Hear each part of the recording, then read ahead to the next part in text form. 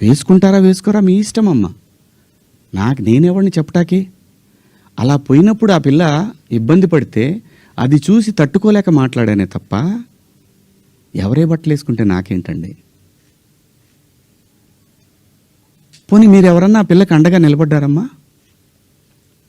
ఒక్కళ్ళన్నా నిలబడ్డారండి? ఇది తప్పు, ఇంతమంది ఒక ఆడపిల్ల మీద దాడి చేయటం అని మాట్లాడారా? ఆ బిడ్డ కోసమే నేను మాట్లాడాను.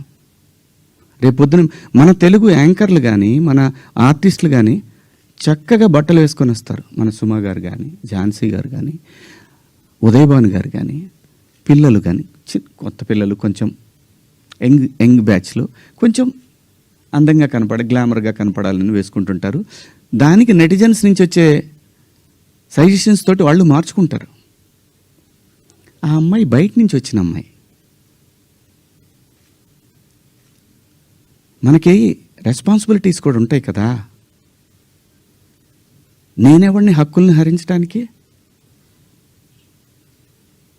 నేను ఎవరిని అనలేదే పలానా వాళ్ళ పేరు పెట్టి. బలైంది ఎవరు? ఇప్పుడు ప్రజల చేతిలో బలైంది ఎవరు? నాకేంటమ్మా, నాకేంటి అనసూయ గారు, మిమ్మల్ని ఎందుకంటాను నేను? అసలు మీరెందుకు వచ్చారు దీంట్లోకి?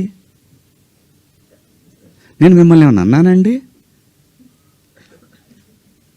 నేను అన్నాను, అమ్మా బయట నుంచి వచ్చిన హీరోయిన్లు కానీ మన హీరోయిన్లు, ఎగ్జాక్ట్ వర్డ్స్, హీరోయిన్లు కాస్త ఫంక్షన్లకు వెళ్ళేటప్పుడు కొంచెం మంచి బట్టలు వేసుకొని వెళ్ళడమ్మా, మనకి ఎందుకు ఈ దరిద్రం, బయట వాళ్ళందరూ ఎగబడతారు.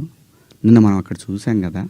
మనం కొత్తగా చూపించేది ఏదైనా తర్వాత ఒక పదం వాడాను, విచ్ ఈస్ రెడిక్యులస్. నాకు వాడకూడదు ఆ పదం. నాకు ఇప్పటికి కూడా అది ఎన్నాళ్ళు హాంట్ చేస్తా తెలీదు. నేనా ఈ పదం వాడింది అని.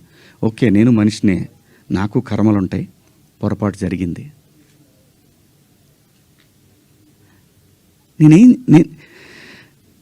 నా బాధ అంతా ఏంటంటే నా వైఫ్ నా పిల్లలతోటి కరెక్ట్గా మాట్లాడలేకపోతున్నాను నేను. అది నా మిస్. వాళ్ళు నన్ను కన్సోల్ చేస్తున్నారు, వెళ్ళండి అని అంటున్నారు. అంటే ఎవరికో అయిందని కాదు, శివాజీ ఇలా మాట్లాడ్డే అని ఆ వైఫ్ని ఎవరిని అడుగుతారేమో అనే బాధ తప్ప నేను దేనికి భయపడేవాడిని కాదండి. తప్పు చేసినప్పుడు క్షమాపణ చెప్పడానికి కూడా ఒక క్షణం కూడా మనలో మనం కూర్చొని ఒక మాట అడిగితే